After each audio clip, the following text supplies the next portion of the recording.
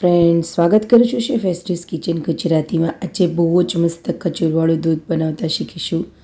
તો ચાલો રેસીપી શરૂ કરીએ આજની। બહુ જ સરસ।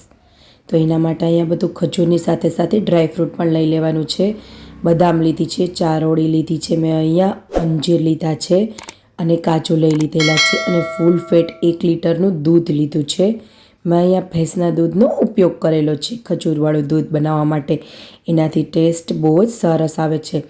તો પહેલાં આપણે કાજુ, બદામ અને અંજીર સુધારીને રાખી દઈશું અને ખજૂરના પણ ખૂબ જ નાના નાના ટુકડા કરીને રાખી દઈશું, જેથી આપણે દૂધમાં મિક્સ કરવામાં એકદમ સરળતા રહે।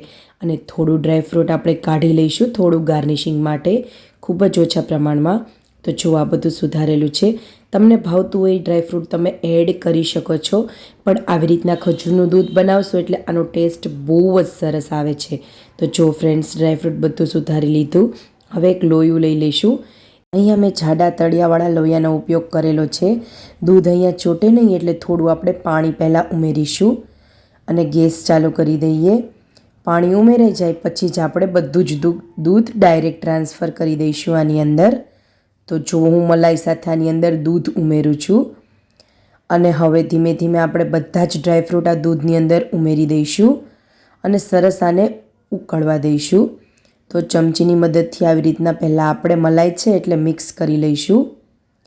તો એક જ ડિરેક્શનમાં આવી રીતના સરસ રીતના મિક્સ કરીશું। તો આ ખજૂરવાળું દૂધ શિયાળામાં ખૂબ જ ફાયદાકારક રહે છે। લોહી નવું બને છે ને હાડકાં પણ ખૂબ જ મજબૂત થાય છે। તો પહેલાં આપણે ખજૂર ઉમેરી દઈએ। હવે બદામ ઉમેરી દઈશું, ચારોળી ઉમેરી દઈશું, કાજુ ઉમેરી દઈશું અને સાથે સાથે અંજીર પણ ઉમેરી દઈશું આની અંદર જ।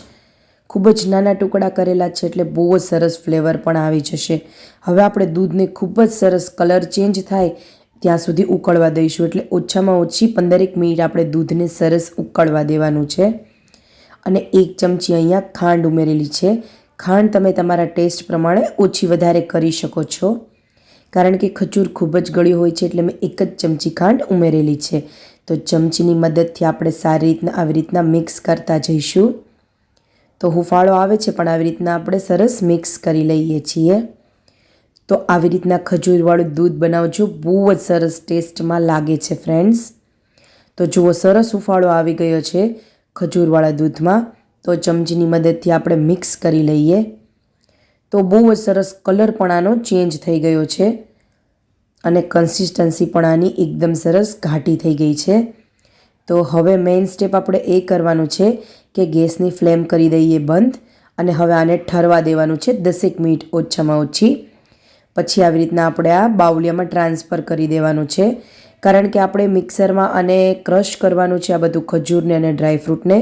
એટલે આવી રીતના મિક્સ કરી લઈશું કે એવી રીતના લોયું લઈએ તો જેથી આપણે મિક્સ કરતા હોઈએ તો બધે છાંટા ન ઉડે। તો હવે આપણે હેન્ડ મિક્સરની મદદથી સારી રીતના બધું જ મિક્સ કરી લઈશું। બહુ જ મસ્ત આ દૂધ તમે ગરમ ગરમ પણ સર્વ કરી શકો છો અને ઠંડુ પણ દૂધ તમે સર્વ કરી શકો છો। તો જુઓ, એકદમ મસ્ત ચોકલેટી એવો કલર થઈ ગયો છે દૂધનો। તો એકદમ પરફેક્ટ કન્સિસ્ટન્સી પણ છે દૂધની, એકદમ પરફેક્ટ આપણું ખજૂરવાળું દૂધ બનીને તૈયાર થઈ ગયું છે। તો 5 મિનિટ આપણે સારી રીતના આવી રીતના બ્લેન્ડ કરી લીધું છે। હવે આપણે આને ઠંડુ થવા દઈશું થોડું અને પછી સર્વ કરી લઈશું। તો ગ્લાસમાં આવી રીતના આપણે દૂધ સર્વ કરી લઈશું। જો તમને બરફના ટુકડા ભાવતા હોય તો તમે ઉપરથી એડ કરી શકો છો। તો ફ્રેન્ડ્સ, એકદમથી બનીને તૈયાર છે ખજૂરવાળા દૂધની રેસિપી।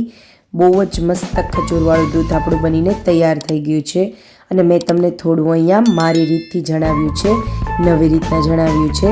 રેસિપી જરા પણ સારી લાગી હોય તો વિડીયોને લાઇક કરી દેજો, નવા છો તો ચેનલ સબસ્ક્રાઈબ કરી લેજો અને ઘંટડી દબાવવાનું બિલકુલ ના ભૂલતા। લાઇક કરવું અને સબસ્ક્રાઈબ કરવું તદ્દન ફ્રી છે। તો થોડું આપણે ઉપરથી આવી રીતના ગાર્નિશિંગ માટે ડ્રાયફ્રૂટ પણ ઉમેરી દઈશું, જે આપણે થોડું કાઢેલું હતું ડ્રાયફ્રૂટ। તો એકદમ મસ્ત બનીને તૈયાર છે આપણું ખજૂરવાળું દૂધ।